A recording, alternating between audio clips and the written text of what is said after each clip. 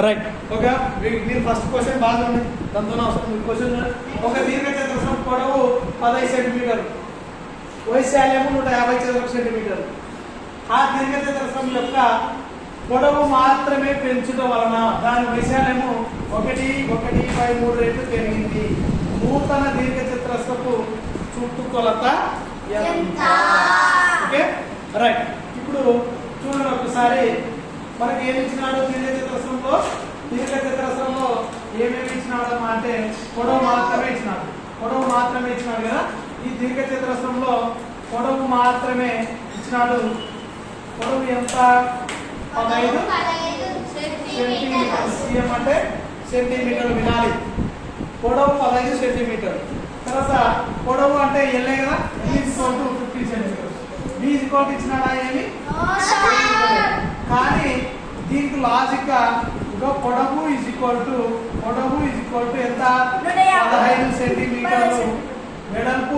వెడల్పు వచ్చేసి వెడల్పు ఎంత? ఏమి ఇవ్వలేదు కదా. వెడల్పు క్వశ్చన్ మార్క్ ఏమి? నెక్స్ట్ కానీ వైశాల్యం ఇచ్చినాడు. వైశాల్యం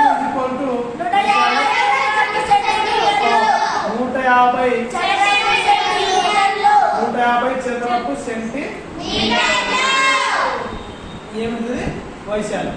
సరే, వైశాల్యం ఇచ్చినాడు, పొడవు ఇచ్చినాడు.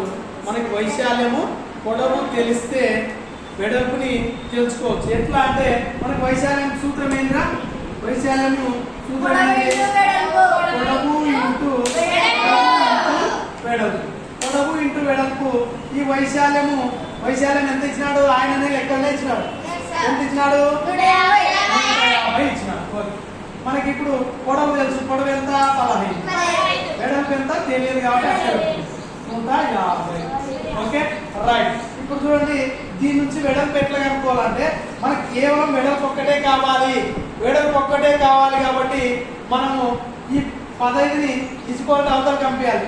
15ని ఇసుకోవడం అవతల కంపిస్తే ఇక్కడ 15 అనేది గుణిస్తుంది, అవతల పోతే భాగిస్తుంది.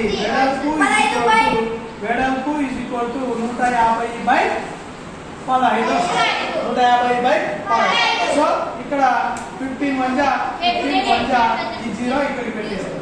సో వెడల్పు ఎంత వచ్చిందమ్మా అంటే వెడల్పు = 10 సెంటీమీటర్లు.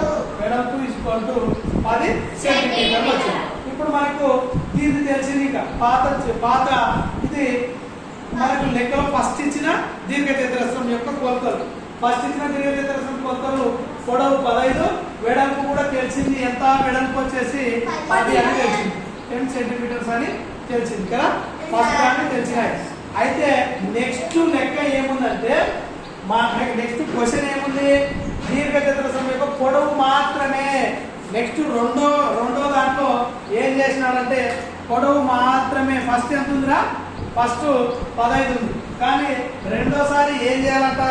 రెండోసారి పొడవు మాత్రమే. ఫస్ట్ 15 ఉంది, రెండోసారి పొడవు మాత్రమే పెంచితే పొడవు మాత్రమే అంటే వెడల్పు పెంచినాడా? పెంచలే, వెడల్పు అట్లే పెట్టినాడు. పొడవు మాత్రమే ఎంత పెంచినాడు? పొడవు మాత్రమే 1/3 రెట్లు పెంచినాడు. 1/3 రెట్లు. ఇది మిశ్రమ భిన్నంలో ఉందిలే కానీ దాన్ని అపక్రమ భిన్నంలోకి మార్చాలా? పొడవు మాత్రమే 1/3 రెట్లు పెంచగా అంటే 15 ఉన్న దాన్ని 1/3 రెట్లు. ఇప్పుడు మీకు రెట్లు అంటే ఒక్కసారి చూడండి. రెట్లు అంటే ఇప్పుడు 15 ఉంది పొడవు. 15 పొడవు ఉండేది 2 రెట్లు పెంచితే ఎంత అవుతుందిరా? 30 అవుతుంది కదా. అంటే 15 దేంతో ఇంటి చేసినావు? 2 రెట్లు అంటే 2తో ఇంటి చేస్తే 35. 15 పొడవు ఉంది, 3 రెట్లు పెంచితే పొడవు ఎంత? 45. అంటే దాన్ని దేంతో ఇంటి చేస్తే 45 వచ్చింది, 3తో చేస్తే వచ్చింది. పొడవు 15 ఉందమ్మా. పొడవు 15 ఉంది. పొడవుని 4 రెట్లు పెంచితే ఎంత అవుతుంది? పొడవు 15 ఉంది ఫస్ట్, దాన్ని 4 రెట్లు పెంచితే 60. అంటే దేంతో ఇంటి చేసినావు? 15 చేసినావు అంటే 60 అయింది. కాబట్టి ఇప్పుడు ఈ లెక్కలో మనకి 1/3 రెట్లు పెంచినాడు. దేన్ని? 15ని 1/3 రెట్లు పెంచినాడు. కాబట్టి 15ని 1/3తో మల్టిప్లై చేయాలి. ఏం చేయాలా? 1/3తో మల్టిప్లై చేయాలి. సో ఫస్ట్ ఉన్న పొడవు ఎంత అంటే 15.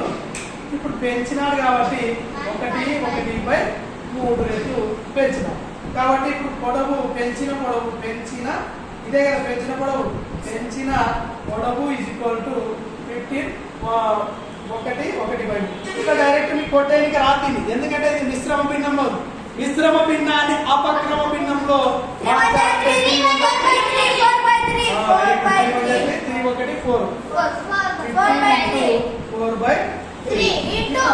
ఇప్పుడు ఏముందంటే ఇక్కడ ఇది రెండేమో కొట్టేస్తే కొట్టేచ్చు, కొట్టుకోవు కదా 4 కొట్టుకోవద్దు. 3 1 3 3 5 రైట్. ఇప్పుడు 5 × 4 ఎంత వస్తుంది? పెంచిన పొడవు వచ్చేసి 20 సెంటీమీటర్లు కదా. 5 4 20 కదా. 20 5 4 కాబట్టి పెంచిన పొడవు ఇప్పుడు ఇంకా పెంచిన పొడవు వచ్చేసింది కదా. రెండో దీర్ఘ చతురస్రం పెంచినాడు 20. ఫస్ట్ అయితే 15. రెండో దాంట్లో వెడల్పు అనేది పెంచలే. ఇప్పుడు అయిపోయింది కదా, పెంచినప్పుడు 25. అయితే ఈ నూతన అంటే కొత్తది రెండిట్లా ఇదైతే పెంచిన దీర్ఘ చతురస్రపు చుట్టుకొలత ఎంత? ఇప్పుడు మీకు దీర్ఘ చతురస్రంలో పొడవు వెడల్పు తెలిసినాయంటే దాని 2 చుట్టుకొలతలు కనుక్కోవడం చాలా ఈజీ కదా. పొడవు తెలుసు, వెడల్పు తెలుసు. పొడవు తెలుసు, వెడల్పు తెలిసినప్పుడు పెంచిన దీర్ఘ చతురస్రమే కదా. పెంచిన దీర్ఘ చతురస్ర ఏమడిగాడు? చుట్టుకొలత కదా. దీర్ఘ చతురస్రం చుట్టుకొలత అంటే ఏం చేయాలి? చుట్టూ కొలవాలి. చుట్టుకొలత ఈజ్ ఈక్వల్ టు సూత్రం ఏదిరా అంటే 2 × L అంటే ఎంత? పెంచిన దాంట్లో 20 ప్లస్ ఇంకా వెడల్పు అనేది మారలే, వెడల్పు అనేది సేమ్ 10 కదా. 10. ఇప్పుడు చూడండి 2 × 20 + 10 30. 2 × 30 60. ఇప్పుడు మనకు సెంటీమీటర్లోనే ఉంది కాబట్టి చుట్టుకొలత కూడా సెంటీమీటర్లోనే వస్తుంది, కానీ వైశాల్యం మాత్రం చదరపు సెంటీమీటర్లో వస్తుంది. రైట్. ఇక్కడ చుట్టుకొలత ఇదంతా సూత్రం లేకుండా కూడా చేయొచ్చు. రైట్. సూత్రం లేకుండా కూడా ఎట్లా చేయొచ్చు అంటే ఇక్కడ చూడమ్మా, పెంచిన దీర్ఘ చతురస్రం పెంచిన దీర్ఘ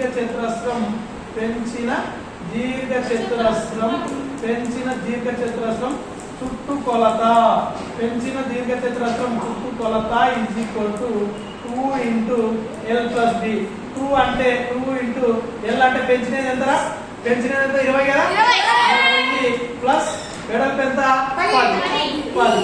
ఓకే రైట్. నెక్స్ట్ ఇక్కడ 20 + 10 30 × 2 ఫైనల్ గా 60 సెంటీమీటర్స్. ఏంది? చుట్టుకొలతనే కదా. పెంచిన దీర్ఘ చతురస్రం చుట్టుకొలత 60 సెంటీమీటర్లు. ఇదంతా ఈ సూత్రం వేసుకోకుండా కూడా